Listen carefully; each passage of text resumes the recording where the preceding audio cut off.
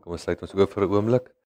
Hemelse Vader, ons dankie vir die voorreg om so saam te wees vanmôre. Dankie vir die kosbare woord. Ons wil ons harte oopmaak om te hoor wat U vir ons sê vandag. Ons dankie dat U teenwoordig is, die Heilige Gees in ons en by ons. Ons maak onsself oop om gevoelig te wees vir U stem, vir dit wat U wil doen. In Jesus naam. Amen. Halleluja. Right, ons gaan 'n bietjie uit die woord uitdeel vanoggend. My titel vanmôre is Ontwikkel sterk geloof. Ontwikkel sterk geloof. Hebreërs 10 vers 38 gee die Here vir ons 'n woord daar. Hebreërs 10 vers 38 staan daar.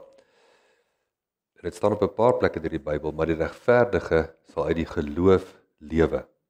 Die regverdige sal uit die geloof lewe. En dan kyk ons na Markus hoofstuk 9. Ons gaan na Markus 9 toe. Ons sien 'n voorbeeld van iets wat verander word deur geloof. Markus 9 vers 14.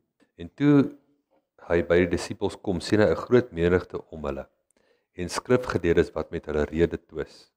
En dadelik toe die hele skare hom sien, was hulle baie verbaas en het na hom gehardloop en hom gegroet. Daarom vra hy die skrifgeleerdes: "Waarom rede twis julle met hulle?" En een uit die skare antwoord en sê: "Meester, ek het my seun wat 'n stomme gees het na u gebring. En waar hy hom ook aangryp, skeer hy hom en hy kry skuif in sy mond en hy kners met sy tande en word styf. En ek het u disippels gevra om hom uit te dryf en hulle kon nie." Toe antwoord hy hom en sê: "O ongelowige geslag, hoe lank sal ek by julle wees? Hoe lank sal ek julle verdra?" Hoekom? Oor hulle ongeloof, né?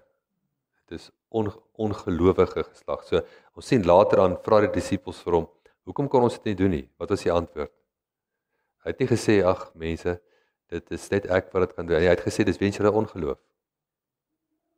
Hulle kon hom nie uitdryf nie want hulle weens hulle ongeloof. Hulle is ongelowig. Dit was nie omdat die wil van die Vader was dat die seun siek bly nie. Ongelowiges gaan dit baie vinnig aangryp. As jy nie geloof het nie, dan soek jy een of ander verklaring daarvoor dat jy geen resultate in die lewe kry nie. Dan gaan jy sê: "O, die Here het 'n wil, 'n misterieuse wil dat die arme kind moet bly in die epilepsie." Hy leer ons almal iets daaruit. Dis ook nie wat Jesus hier gesê het nie. Hy het gesê die ouetjie is nie vry nie weens julle ongeloof. En hy bring hom na hom toe en toe hy hom sien, laat die Gees hom dadelik stuiptrekkings kry. So jy sien hy werk op die sintuie, op wat jy kan sien. So hy gee 'n performance. Performance vir jou oë, performance vir jou ore, vir jou sintuie. Dat hom op die grond neerval, skuim in die mond. Daarom vra hy sy vader: "Hoe lank is dit al dat dit hom oorgekom het?" En hy sê: "Van kindsdae af." En dikwels het hy homself in die vuur en in die water gegooi om hom dood te maak. Maar as u iets kan doen, ontferm u oor ons en help ons. En Jesus sê vir hom: "Wat dit betref, as jy iets kan doen, wat dit betref, as jy kan glo, alle dinge is moontlik vir die een wat glo." Amen. Nee, as die verantwoordelikheid lê nie by die Here nie. Hierdie pa het probeer sê as die Here iets kan doen. Die Here sê van wat dit betref, as jy kan glo. Okay, so dit word die bal wat reguit teruggegooi vir hom toe. Alle dinge is moontlik vir die een wat glo. En dadelik roep die vader van die kind met trane uit en sê: "Ek glo, Here, kom my ongeloof te hulp." Dit is hierso waar party van ons dalk sou afgewyk het. Ons sou gesê het: "Ja, Here, ek glo." Maar die ou was eerliker geweest, jy sien. Partykeer is mense nie heeltemal eerlik nie. Hulle het 'n skyn van geloof. Jy sien, jy kan alle kennis hê oor geloof, sodat jy boeke kan skryf oor geloof. Dis nie te sê jy het geloof nie. Om kennis te hê oor geloof en boeke te kan skryf oor geloof en om geloof te hê is iets verskillend. Om geloof te hê, hoef jy nie eens 'n boek te kan skryf daaroor nie, jy moet dit net hê. Het jy dit? En hierdie ou was eerlik geweest. Hy roep uit en hy sê, ek glo Here, kom my ongeloof te help. Onthou die einde van die dag is die ou se seun gesond, né? So dit was die regte antwoord geweest. As hy net gemaak het of hy hierdie geloof het dat hy nie het nie, dan het hy hoekom sou hy dit gedoen het? Weens trots, né? Hy wil nie erken dat hy dalk nie al die geloof het nie. Wie vind julle, dis die enige een van ons wat alle geloof het. Wat al berge kan versit, dit sulke goeders. Nie noodwendig. Jy is nog nie volkome ontwikkel in elke area van jou lewe in geloof nie. As jy volkome ontwikkel was in geloof in jou finansies, dan het jy absoluut geen probleem in jou finansies gehad nie. As jy volkome ontwikkel was in geloof en vir genesing, het jy absoluut geen probleem met jou liggaam gehad nie. Amen. So die probleem is ons moet nog ontwikkel. Ons het mekaar nodig. Ons het die Here nodig. Ons moet liewer sê Here help my. Ek glo help my. Toe Jesus sien dat 'n skare by mekaar stroom, het hy die onreine gees bestraf en vir hom gesê: jou stom en dowe gees, ek gebied jou, gaan uit hom uit en kom nooit weer in hom nie. So Jesus het perfekte geloof gehad. Perfekte ontwikkeling van geloof. En ons wil kyk hoe hy dit reg gekry het en wat ons kan doen om soos hy te wees. Amen. Is dit nie wat die Bybel se idee is dat ons soos hy moet wees nie? En nadat hy geskreeu en hom baie stuiptrekkings laat kry het.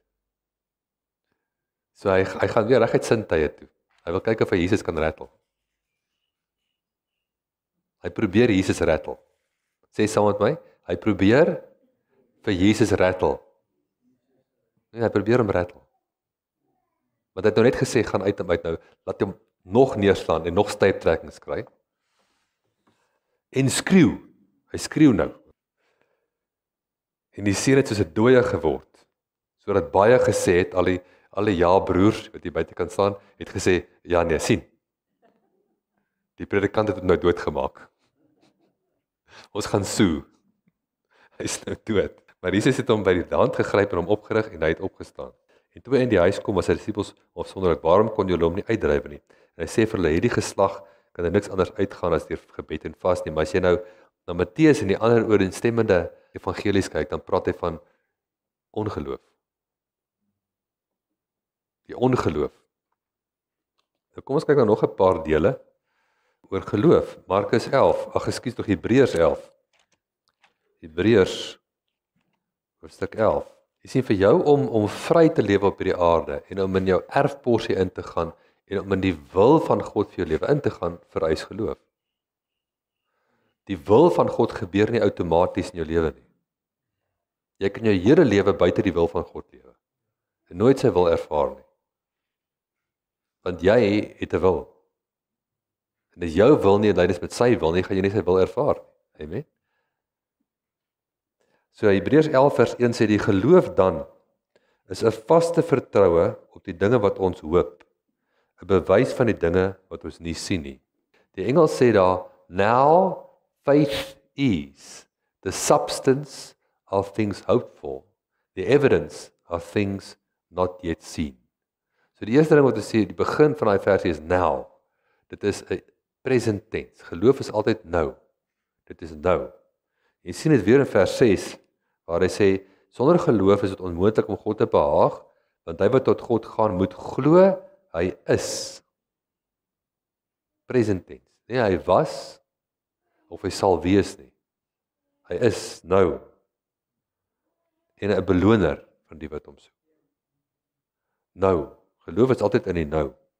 Want daardeur vers 2, die mense van die ou tyd getuienis ontvang, deur die geloof verstaan ons dat die wêreld deur die woord van God toeberei is, sodat die dinge wat gesien word, nie ontstaan het uit sienlike dinge nie. So dit wat jy kan sien, het nie uit niks ontstaan nie. Dit staan nie in die Bybel nie. Dit staan in die Sondagskool manual, maar nie in die Bybel nie. Die Bybel sê nie die aarde is uit niks geskep nie. Die Bybel sê die aarde is uit iets geskep wat jy nie kan sien nie. Naamlik geloof. Deur die geloof het Abel 'n beter offer aan God gebring as Kain, waardeur hy getuienis ontvang het dat hy regverdig was, omdat God oor sy gawes getuienis gegee het. En deur dieselfde geloof spreek hy nog nadat hy dood is. Hierdie geloof is hier nog weggeneem om die dood nie te sien nie. En hy is nie gevind nie omdat God hom weggeneem het. Daar is die eerste wegraping in die Bybel. Want voor sy wegneming is 'n geleentheid, wegneming, wegraping, het hy getuienis ontvang dat hy God behaag het. En sonder geloof is dit onmoontlik om God te behaag, want hy wat tot God gaan moet glo dat hy is, en beloner is van die wat hom soek. Nou vers 15 sê die volgende, en as hulle bly dink het, ons wil nou 'n bietjie kyk na faktore wat jou geloof swak kan maak, of jou geloof sterk kan maak. En ons stel spesifiek belang om 'n sterk geloof te ontwikkel. So ons sien hierso, en as hulle bly dink het aan die vaderland waaruit hulle weggetrek het, sou hulle geleentheid gehad het om terug te keer. So geloof, om sterk geloof te hê, het te doen met waaraan jy bly dink. So jy moet jouself die vraag afvra, waaraan bly ek dink? Waaraan bly ek dink? Amen? Dit waaraan jy bly dink, gaan jou geloof sterker maak? Of dit waaraan jy bly dink, gaan jou geloof swakker maak? So die oorlog is in jou denke waaroor jy bly dink. Baie belangrik. Vers 18. Ek trek so 'n paar dinge uit die hoofstuk uit. En aan wie gesê is, in Isak sal jou nageslag genoem word, want hy het gereken dat God mag het om selfs uit die dode op te wek. Hy het gereken, hy het dit gesien gebeur. Toe hy Isak gaan offer het hy hom geoffer met die idee dat God hom uit die dode gaan opwek. Amen. Hy het klaar vasgestel wat gaan gebeur. Hy het dit klaar gesien gebeur. Hy het hom in 'n tipe klaar terug ontvang, voor hy geoffer is. Vers 26 sê, en die smaad van Christus groter rykdom geag het as die skatte van Egipte, want hy het uitgesien na die beloning. Nou daar is geestelike kragte wat altyd teenwoordig moet wees saam met geloof om geloof te laat werk. Ons kan dadelik begin met die 3 hoofgeestelike kragte waarvan ons weet, en is liefde, vreugde en vrede. Hierso sien ons hoop. Hoop is 'n geestelike krag. So, jy sal sien as jy deur Paulus, om nie daarvan gepraat om deur Paulus se briewe te lees. As jy deur Paulus se briewe lees, wat sien jy? Waaroor praat hy? Hy praat die heeltyd oor geestelike kragte, soos vreugde, vrede, liefde, hoop. Hoekom? Hoekom bære dit nie maar vir die hemel nie? Hoekom moet ons nou daar iets oor weet? Want daai vrede en daai vreugde en daai liefde en daai hoop is betrokke by hoe vry jy gaan leef op die aarde. As jy nie vrede kan ontwikkel in die binnekant nie, gaan jy nooit vrede sien in die buitekant nie. As jy nie vreugde kan ontwikkel ten spyte van jou omstandighede nie, gaan jou omstandighede jou altyd boelie. Elkeen van hierdie is actual kragtige geestelike magte wat ons in staat stel om in ons erfporsie in te tree en om in oorwinning in te tree vir ons lewens. Wat het een van die basiese beginsels van geloof is jy moet die wil van God kan onderskei. Jy moet die wil van God ken. Geloof begin waar die wil van God bekend is. Onmoontlik om geloof te hê as jy wonder wat God se wil is. Onmoontlik om geloof te hê as jy onseker is oor wat God se wil is. En kom ons vat dit in 'n eenvoudige voorbeeld, as jy iemand na die Here lei en die persoon wonder of dit die Here se wil is dat hy gered moet word. Dink jy kan hom na die Here lei? Hy moet ophou wonder. Jy kan hom nie na die Here gelei kry voor hy nie ophou wonder oor wat die wil van die Here is nie. Dis basiese evangelisasie. Ek moet die onsekerheid oor die wil van die Here uit die weg uitruim en ek moet vir die persoon sê, dit is verseker God se wil dat jy hom moet aanneem en dat jy gered word. Nou dieselfde geld oor jou genesing van jou liggaam. Jy moet geen twyfel hê wat God se wil is oor die genesing van jou liggaam. Dieselfde geld oor jou finansies. Jy moet geen twyfel hê oor wat God se wil is vir jou finansies nie. As jy twyfel oor wat sy wil is, gaan jy nie geloof kan hê in daardie area nie. Jy moet die wil van God onderskei. Nou ons weet, ons ken al Galasiërs 1 vers 3 en 4. Kom ons lees dit maar weer.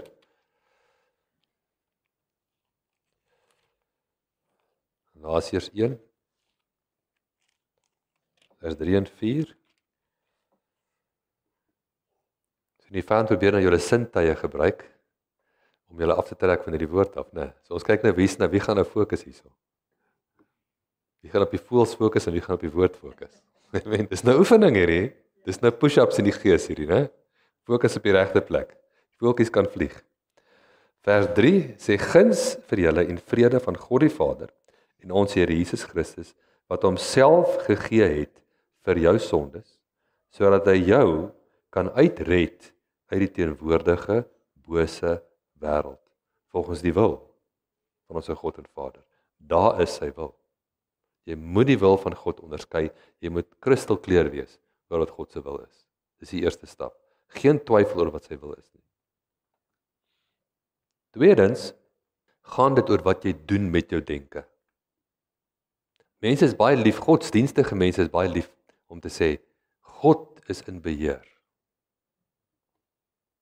God is in beheer. En dit is gedeeltelik waar. En dit is daai tipe leuns is die gevaarlikste leuns. Kyk, die duiwel is 'n leienaar en hy's nie 'n gemiddelde leienaar nie. Hy's 'n besondere leienaar. Die Bybel noem hom die vader van die leienaars. Hy is baie convincing. As hy nie convincing was nie, dan sou hy nie so 'n goeie leienaar gewees het nie, né? Maar die Here het vir jou as sy kind 'n wil gegee wat hy respekteer. En die Here beheer nie jou wil nie. Amen. Die Here beheer nie jou wil nie. Hy vra van jou om besluite te neem vir hom. En jy neem die besluit. Nou Romeine 12, jy besluit waaroor dink jy en waaroor dink jy nie. Jy besluit watter gedagtes vat jy en watter gedagtes verwerp. Jy besluit dit elke dag. Jy kan nie sê, man, kyk wat die Here besluit moet ek eet nie. Eers die Here het besluit ek moet hierdie melktert opeet. Jy wat dit besluit het. Romeine 12 vers 1. Ek vermaan julle dan broer by die ontferminge van God, dat julle julle liggame stel as 'n lewende, heilige en aan God welgevallige offer. Dis julle redelike godsdiens. En word nie aan hierdie wêreld gelykvormig nie, maar word verander, transformasie, né, deur die vernuwing van julle gemoed, van julle denke, sodat julle kan bewys lewer wat die goeie en welgevallige en volmaakte wil van God is. Nie een van ons is nog waar ons moet wees in die transformasie van ons denke nie. Ons het nog almal ver om te gaan. Maar dit is die punt waar ons moet konsentreer op. Dit is waar jou geloof opgebou gaan word of afgebreek gaan word. Want jy bepaal hoe dink ek oor myself? Jy bepaal hoe dink ek oor jou, oor ander mense? Jy bepaal hoe dink ek oor God? Hoe dink ek oor die vyand? Hoe dink ek oor my omstandighede? Elkeen van daai dinge bepaal ek hoe dink ek.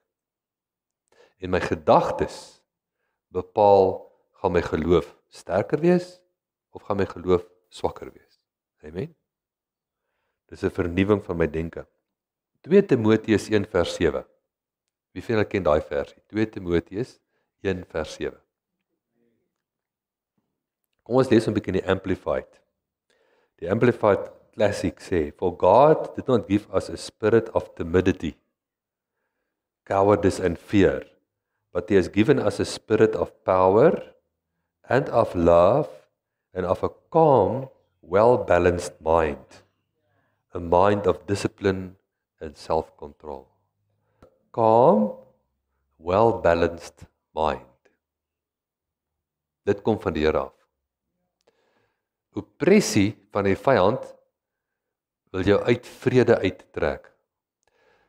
Wat het gebeur toe Jesus gebore is in Bethlehem? Wat het die engele gesê vir die skaapwagters. Vrede het nou aarde toe gekom. Jesus het sy hele lewe lank in perfekte vrede gelewe. Dis 'n geestelike mag wat hy aarde toe gebring het. En dit is een van die groot wapens in sy wapenrusting gewees. So daai kind val met daai skuim by sy mond. En hy rattel daar op die grond rond. Dink jy Jesus het gestres? Nee man, hy was darem 'n mens. Hy is so 'n bietjie gestres. Die doel van die vyand was om hom te laat stres. Die geeskrag van vrede het sy gedagtes en sy hart bewaar. Wat sê Filippense 4? Dit bewaar ons gees. Want uit ons gees uitvoer die krag.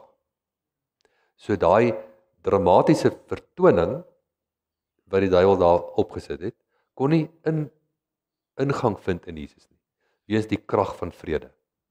So as ek wil sterk geloof bou, sodat ek 'n verskil kan sien in my finansies, en 'n verskil kan sien in my liggaam ensovoorts, dan beter ek begin dink om vrede te bou. En om vrede te bou, gaan oor my gedagtes. Watter gedagtes laat ek toe? Watter gedagtes laat ek nie toe nie? Het ek 'n calm, well-balanced mind. So kom ons kyk na 3 ander geestelike kragte wat betrokke is hierso om geloof te bou. Die eerste is liefde. Die Bybel sê geloof werk deur liefde. Nou 1 Johannes 2, kyk na 1 Johannes 2.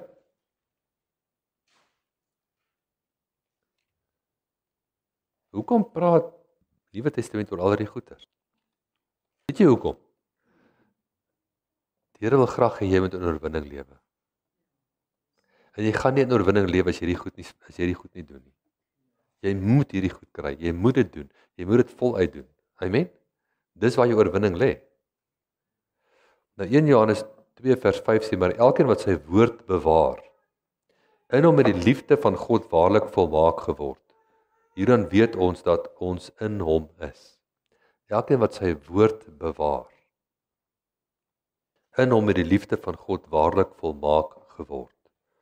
Hieraan weet ons dat ons in hom is. Nou hoofstuk 3 van 1 Johannes vers 1, kyk wat 'n groot liefde die Vader aan ons bewys het, dat ons kinders van God genoem kan word. Hoofstuk 4 vers 10, hierin is die liefde, nie dat ons God lief gehad het nie, maar dat hy ons lief gehad het en sy seun gestuur het as 'n versoening vir ons sondes. Vers 16, en ons het die liefde wat God tot ons het leer ken en geglo. God is liefde. En hy wat in die liefde bly in God en God in hom. Nou gaan ons terug na groot Johannes 15.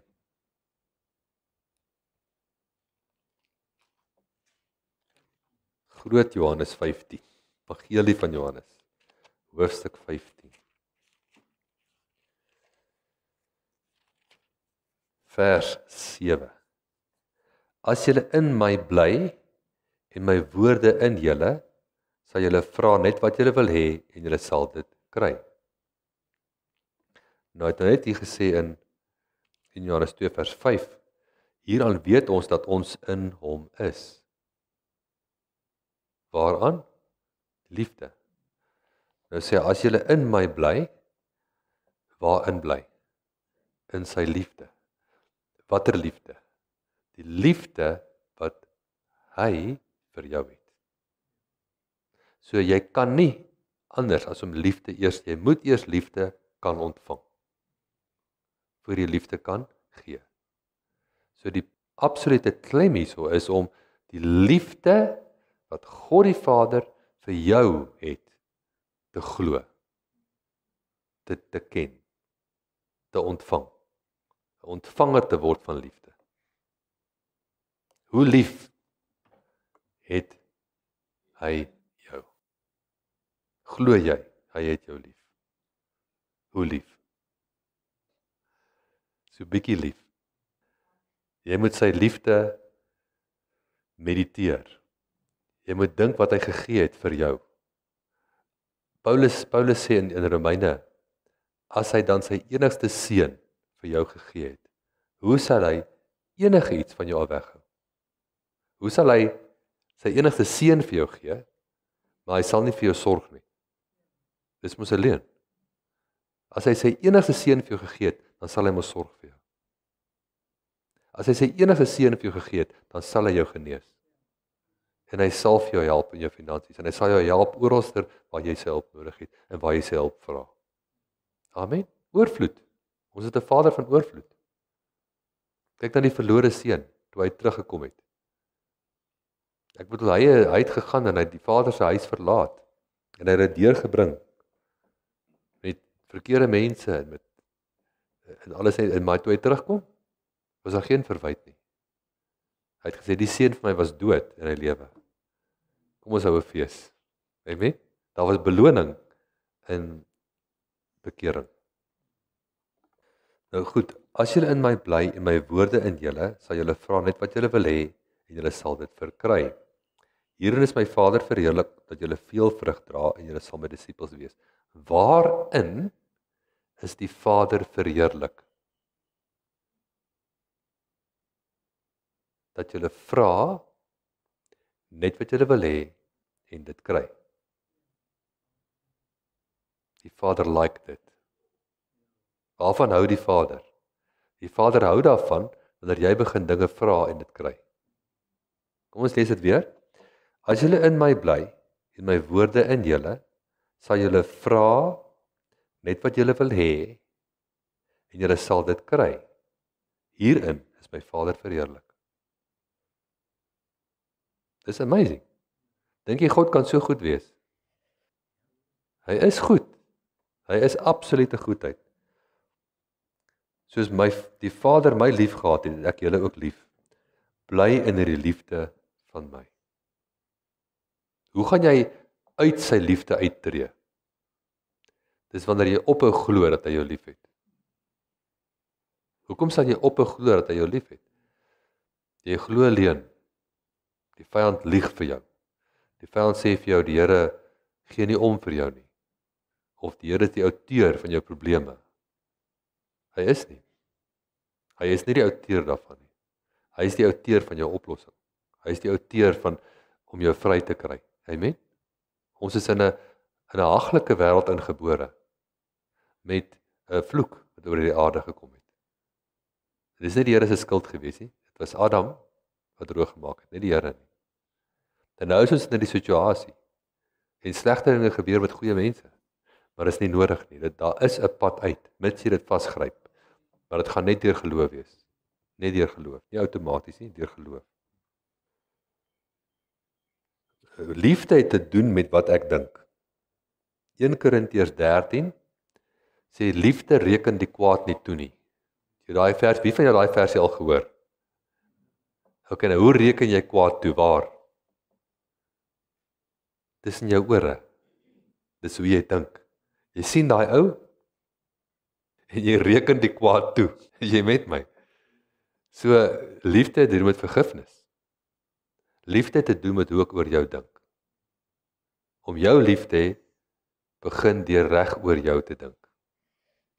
As ek die hele tyd jou verdink, kan ek jou nie lief hê nie. Dan is ek ongehoorsaam aan die opdrag van liefde. Want ek verdink jou. Amen. So gaan lees weer 1 Korintiërs 13. 1 Korintiërs 13 is 'n baie goeie hoofstuk oor liefde. Dit gee vir ons riglyne hoe ons moet dink en hoe ons mekaar moet hanteer en mekaar benader. Dan geloof werk deur vreugde. Hier is die volgende krag. Krag van vreugde. Hoe meer ek vreugde het, hoe sterker gaan my geloof wees. Waar kom vreugde vandaan? Jesus sê dit in dieselfde Johannes 15 waar ons nou is. Vers 11. Dit het ek vir julle gesê dat my blydskap in julle kan bly en julle blydskap volkome kan word. So waar kom ons blydskap vandaan? Van sy woorde. As ons sy woord glo en ons ontvang sy woord en En ons bære sy woord hierso, dan bring hy woord blydskap. As ek die woord glo, dan maak die woord my bly. Amen. Lees daai woord, sy woord sê, hy is lief vir my, hy sorg vir my, ek vat daai woord en ek word bly. Jesaja 55 van vers 7 af. Laat die goddelose sy weg verlaat en die kwaaddoener sy gedagtes. Gaan weer reguit terug na ons gedagtes doen, hè? En laat hom tot die Here bekeer. Dan sal hy hom barmhartig wees en tot ons God wat hy vergeef menigvuldiglik. Want my gedagtes is nie julle gedagtes nie. Jy sien hoe geweldig belangrik is ons gedagtes. Ons gedagtes gaan bepaal wat ons vat en wat ons los. Ons gedagtes gaan bepaal of ons in oorwinning gaan leef of in nederlaag. Ons gedagtes gaan bepaal of my geloof sterk gaan wees of my geloof flou gaan wees, né? Want my gedagtes is nie julle gedagtes nie, julle wee is nie my wee nie, spreek die Here. Want soos die hemel hoër is as die aarde, so is my wee hoër as julle wee en my gedagtes is julle gedagtes. Ek kan nou begin uit die volgende versie oor die koninkryk te praat. Beginsels wat ons reeds ken. Want soos die reën en die sneeu van die hemel neerdaal en daarin nie terugkeer nie, maar die aarde deurvogtig en maak dat dit voortbring en uitspruit en saad gee aan die saaier en brood aan die eter, so sal my woord wees wat uit my mond uitgaan. Dit sal nie leeg na my terugkeer nie, maar doen wat my behaag. So sien jy, die Here se gedagtes is dat sy woord verander dinge. Mense se gedagtes is my woord rapporteer wat gebeur. Hulle is soos verslaggewers. Maar ons is nie verslaggewers nie. Ons is koninkryksmense, ons praat met die probleem. Jy praat met die probleem. Amen. So sal my woord wees wat uit my mond uitgaan. Dit sal nie leeg na my terugkeer nie, maar doen wat my behaag. So sy woord doen. Amen. Sy woord doen dinge. Jou woord is ontwerp om dinge te doen, nie om verslag te gee nie. Nie om verslag te gee oor jou finansies nie. Jou woorde is nie om te kla nie en om verslag te gee nie. Jou woorde is om te doen. Dit doen dinge. Ek kan praat met my lyf en ek kan vir my lyf sê wat om te doen. Ek kan praat met omstandighede en ek kan vir die omstandighede sê wat om te doen. So sal my woord wees wat uit my mond uitgaan. Dit sal nie leeg na my terugkeer nie, maar doen wat my behaag en voorspoedig wees in alles waartoe ek dit stuur. Want met vreugde sal julle uittrek en met vrede gelei word. Daar's twee major geestelike kragte wat jou geloof kan bou, is vreugde en vrede. Die berge en die heuwel sal voor julle uit in gejubel uitbreek en al die bome van die veld hande klap. Vir 'n doringboom sal 'n sipres opgaan, so in plaas hy van die vloek wat vervang word met die seën. Hulle Filippense 4 vers 4, verbly julle altyd in die Here, ek herhaal, verbly julle. Hoekom? Wat staan in Jakobus 1, hy sê aan die 12 stamme in die verstrooiing, rejoice. Hy begin sommer met die woord, hy is op die punt af, rejoice. Want hoe meer jy rejoice in die Here, hoe moeiliker is dit vir die duiwel om iets reg te kry in jou lewe. Jy moet begin om hom te loof en te prys. Prys hom. Ons prys ons pad deur 'n stryd. Amen. Ons bid nie deur die stryd nie, ons prys hom. Die duiwel kan dit nie vat nie. Jy het jou gedagtes besig, dat hy nie jou gedagtes kan aanval nie. Want jy prys hom die hele tyd. Hoe meer jy hom prys, hoe moeiliker vir die duiwel.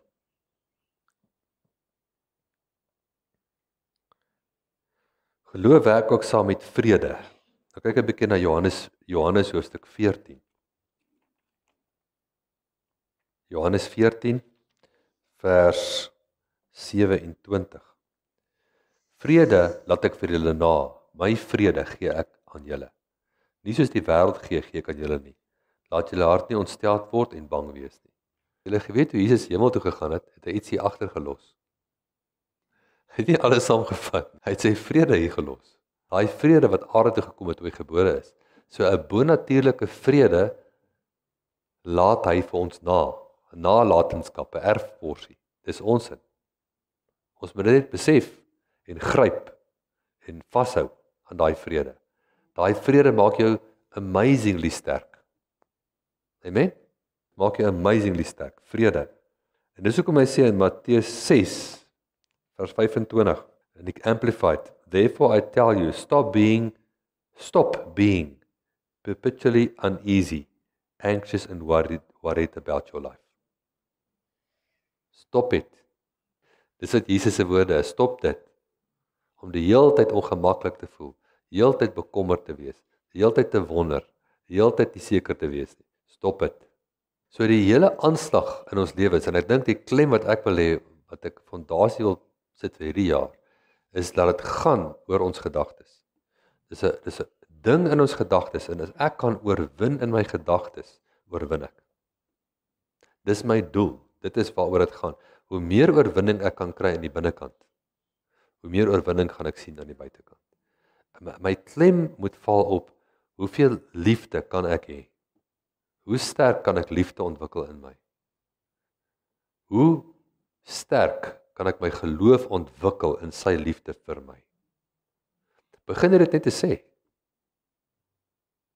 Jesus is lief vir Gerry. Amen? Ja, sê dit. Glo dit, ontvang dit. Begin om vreugde te ontwikkel. Mediteer, die Here het gesê ons moet prentjie vorm uit sy woorde uit. Ons moet begin om die oplossing te sien in plaas van die probleem. Jy sien in jou gedagtes, sien jy jouself in die volmaakte wil van God. En wat is sy volmaakte wil? Geseënd met die seun van Abraham. Amen. Is dit sy wil? Jesus het gesterf daarvoor, so jy sien jouself geseënd met die seun van Abraham in elke area van jou lewe. Jy sien dit. En dit is hoop, dis Bybelse hoop. Bybelse hoop is wat ek sien, die prentjie. Onthou Abraham het weggekyk van sy eie liggaam, 100 jaar oud, of van sy vrou, 90 jaar oud, en het gekyk na die sterre aan die hemel en die sand in die seestrand. Abraham het na 'n ander prentjie begin kyk. En dis 'n opdrag wat die Here vir ons gee. Die Here gee vir jou en my 'n opdrag om 'n ander prentjie te begin ontwikkel in die binnekant. As jy dit nie doen nie, is jy ongehoorsaam. Jy's ongehoorsaam. So as jy gehoorsaam is, gaan jy die seën van gehoorsaamheid kry. Begin om jou gesin heel te sien. Begin om jou liggaam heel te sien. Begin om jou finansies heel te sien. Amen. Ontwikkel daai prentjie uit die woord uit die skrif uit. Sien God se wil.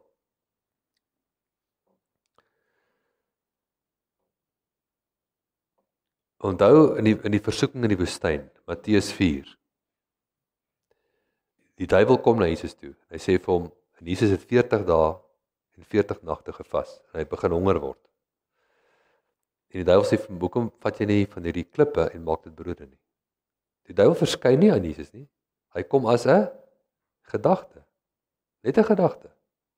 En Jesus herken die gedagte onmiddellik. Hierdie gedagte is nie van die Vader af nie. En Jesus antwoord nie net die vyand nie, hy antwoord die woorde. So hy sê nie net, wel Satan, ek het jou nou uitgevang, dis jou gedagte, ek bestraf jou. Hy het nie net dit gedoen nie, hy het die woorde geantwoord. En hy het gesê, daar staan geskrywe, die mens sal nie van brood alleen lewe nie, maar van elke woord uit die mond van God uit. Nou, dis jou en my werk, ons moet die vyand uitvang. Hierdie week wil ek hê elke van julle moet ten minste een keer die duiwel uitvang. Wie's in? Gaan jy hom uitvang? En jy gaan nie net hom bestraf nie, jy gaan sy woorde bestraf. Bestraf sy woorde. Want dit is die voorbeeld wat Jesus vir ons gegee het. Hy het geïdentifiseer, hy het hom uitgevang, uit die woorde bestraf. Amen. En hy sê, en Satan kon niks aan my kry nie. Hy het probeer woorde saai in Jesus se lewe. En hy het later teruggekom, te kyk of die woorde 'n oes lewer. En daar was niks. Laat dieselfde van ons gesê word. Die vyand wil saai by jou, hy saai negatiewe saadjies. En hy kom later en kyk of daar iets opkom. Laat hy niks kry nie. Niks. Jy is die geseënde en die geneesde van die Vader. Jy behoort aan hom. Die bloed van Jesus het die prys betaal vir jou, om jou vry te koop. Amen. Van elke vloek, van elke siekte en van elke gebrek. Jy is losgekoop. En jy weier dit. Amen. Ons weier dit. Ons verklaar, ons spreek goeie dinge, ons antwoord die probleem, moenie stil bly nie. Al die soldate toe Goliat uitgekom het, almal stil gebly. Hulle het niks gesê nie. Hulle was bang. Net een ouetjie het hom geantwoord. En laat dit jy wees. Antwoord die beskuldigings. Die vyand mag vir jou sê, ja, maar jy het soveel foute. Wat's news? Wat sê dit dat jy foute het? Dit sê jy benodig 'n redder. Het jy 'n redder? Amen. Wie van julle het 'n redder? Hoekom het jy 'n redder nodig? Want jy het foute. As jy nie foute gehad het nie, het jy nie 'n redder nodig gehad nie. Amen. So, wat se nuus is dit dat jy foute het? Die vyand wil ons altyd aan ons foute herinner, né? Sê net vir hom, dit beteken net ek het 'n redder nodig. En ek het een. En dan kan jy sommer so agterna vir hom sê en hy het nie een nie. Die duiwel het nie 'n redder nie. Amen. Ons het 'n redder, een wat ons liefhet. Ons moet mediteer oor sy liefde vir ons. Ons moet ons innerlike mens beskerm, want uit jou innerlike mensheid vloei die kragte van die lewe. Ek moet dit beskerm meer as enige iets in my lewe. Meer as wat ek groter kluise so aan ek my geld bære. Amen. Moet ek hierdie gees beskerm. Hierdie binnekant. Want dis waar uit my lewe kom. Hierdie gees kan dinge produseer wat geld nie kan koop nie. Hierdie gees kan geld produseer.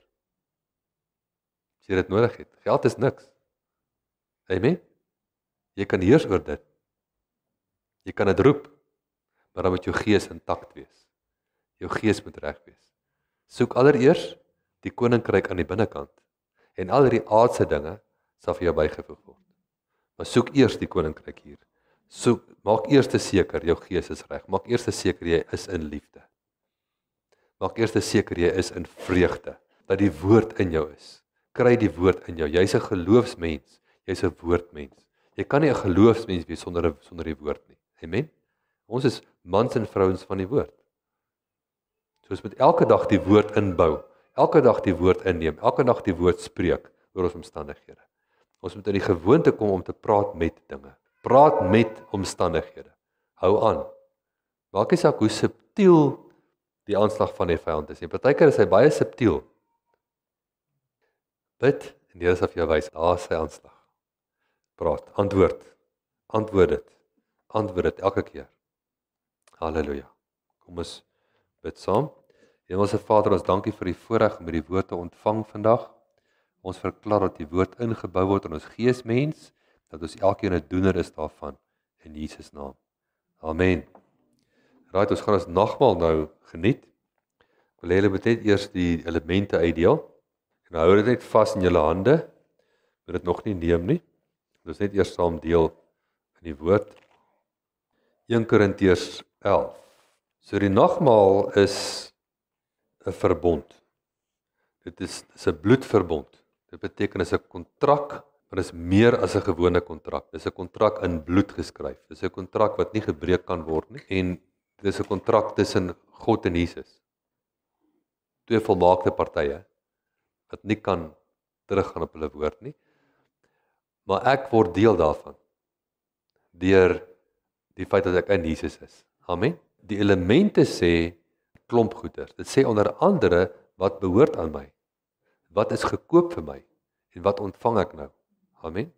1 Korintiërs 11 vers 23 sê, want ek het van die Here ontvang, dat ek ook aan julle oorgelewer het, dat die Here Jesus in die nag waarin hy verraai is, brood geneem het. En nadat hy gedank het, het hy dit gebreek en gesê, neem, eet, dit is my liggaam wat vir julle gebreek word.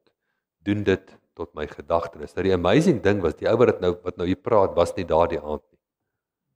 Paulus was nie daar die aand. Wie van julle weet, hy was nie daar nie.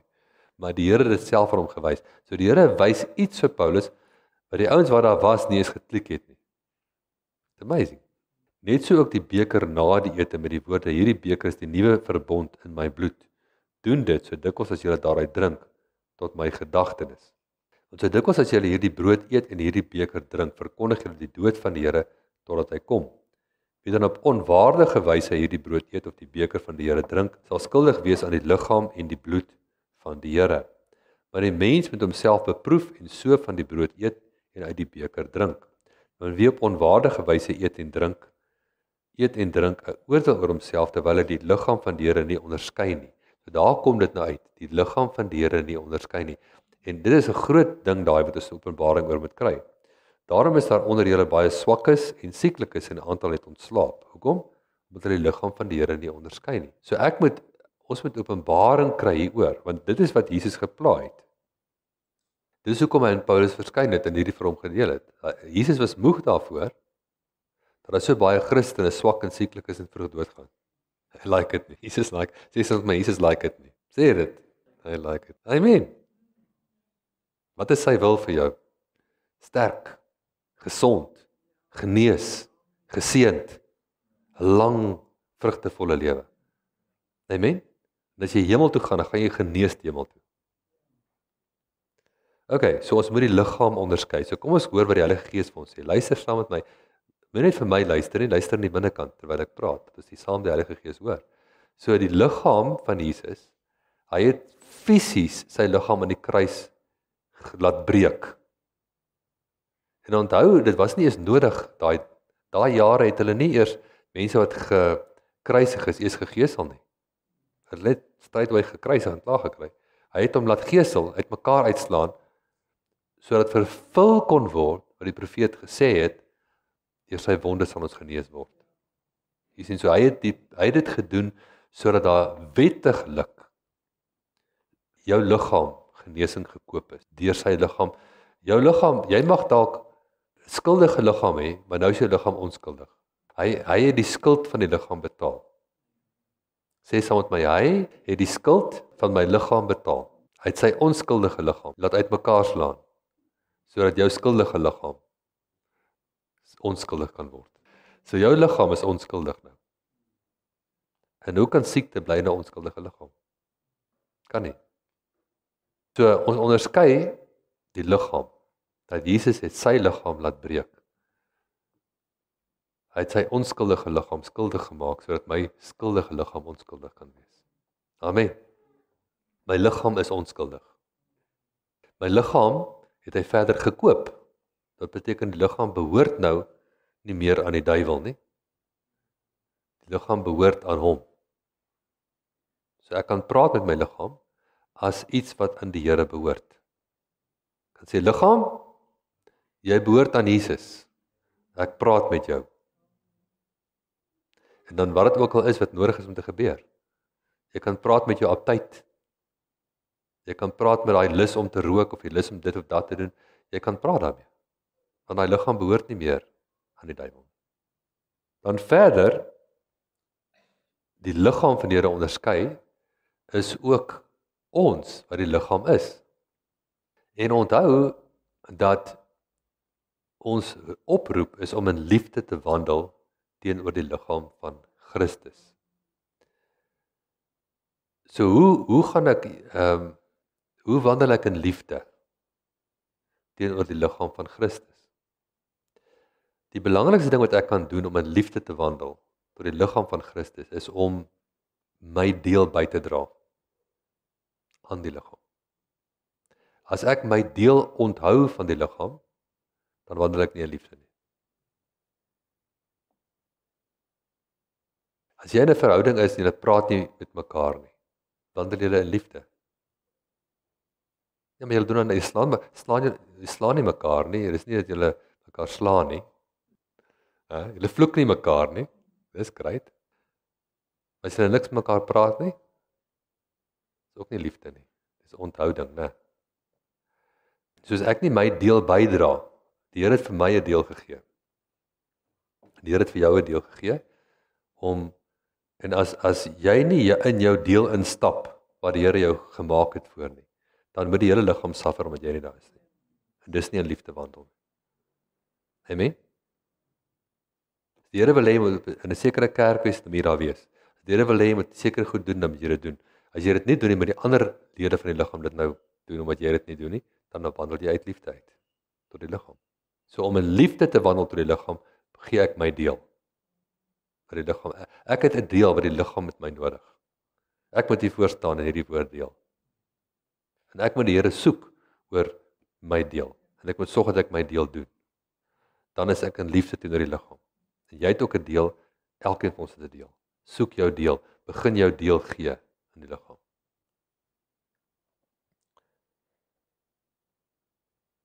Halleluja. So,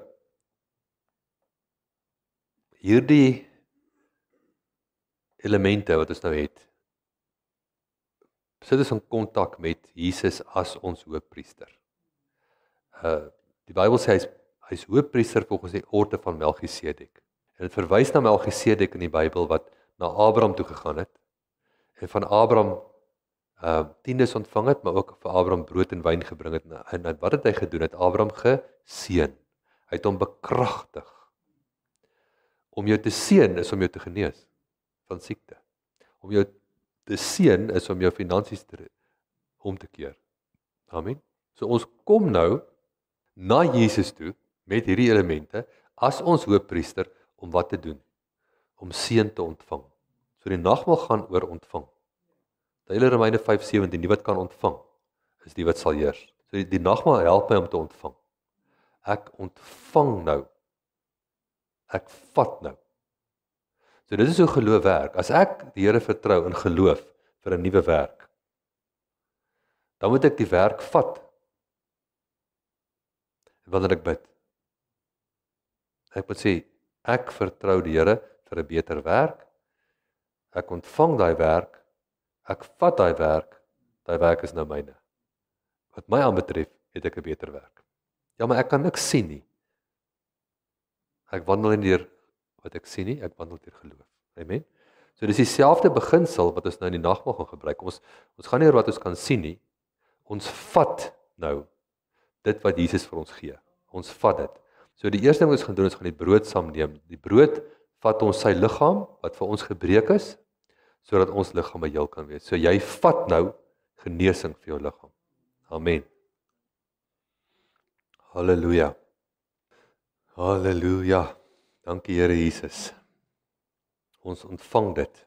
Ons ontvang genesing in die naam van Jesus. Liggaam, wees genees. Wees heel. Kom in lyn met God se woord. Halleluja. Deur sy wonde is ons genees in Jesus naam. Dankie Vader. Dankie Vader. En ek wil hê van hierdie oomblik af moet jy in 'n liefdesbewustheid elke oomblik verkeer oor sy goedheid tot jou liggaam. Jy moet bewus wees van sy liefde vir jou liggaam. Jesus het jou liggaam lief. Amen. Jy weet Jesus het jou liggaam lief. Sê saam met my, Jesus het my liggaam lief. Hy het dit gemaak. Hy is die ontwerper daarvan. Hy is die designer. En hy is die Here daaroor. Hy het jou liggaam lief. Amen. En nie net vir jou lief nie, jou liggaam behoort aan hom. Geen siekte is welkom nie. Amen. Die bloed is die lewe. Hy het sy lewe vir jou gegee. Die Bybel sê in Johannes 15, groter liefde het geen mens as dit nie. Dat 'n man sy lewe vir sy vriende sal gee. Hy het sy lewe gegee, dat jy kan lewe. Jesus het nie gesterwe sodat jy ook moet sterf nie. Hy het gesterwe dat jy kan lewe. Hy het nie hel toe gegaan dat jy ook hel toe moet gaan nie. Hy het dit gedoen in jou plek dat jy nie hoef te gaan nie. Amen. Dis wat redemption beteken. Dit is altyd alles in jou plek gewees, sodat jy niks daarvan hoef te ervaar nie. So die bloed het hy sy lewe gegee, sodat jy kan lewe. Kom ons vat dit saam. Dankie Jesus, dat U gesterf het, sodat ons kan lewe. Ons ontvang dit. Ons spreek lewe. Ons ontvang lewe. Ons verklaar lewe. En ons lewe. Ons lewe tot U eer, tot U verheerliking. Elke ding wat ons doen, verklaar ons behoort aan U. En U liefde oor ons is so groot. En ons dank U daarvoor. Ons dank U daarvoor. In Jesus naam. Amen. Halleluja.